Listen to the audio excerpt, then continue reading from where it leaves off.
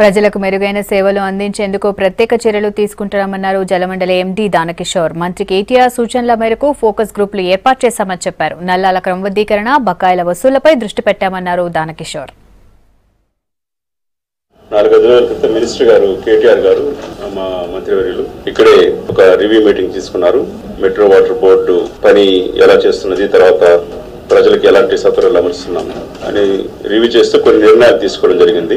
దాదాపు 8,76,000 కనెక్షన్లు ఉంటే ఫంక్షనింగ్ మీటర్స్ 1,61,000 ఉన్నాయి. కాబట్టి వాటిని మీటర్లు పెంచుకొని ఆ మీటర్ల ద్వారా ఆదాయము ఏదైతే కోల్పోతున్నామో దాన్ని ఆదాయాన్ని గణనీయంగా పెంచుకునే దానికి మీటర్లు ఉపయోగపడతాయి. టెక్నాలజీ సెల్ ఒకటి పెట్టుకోమని చెప్పారు.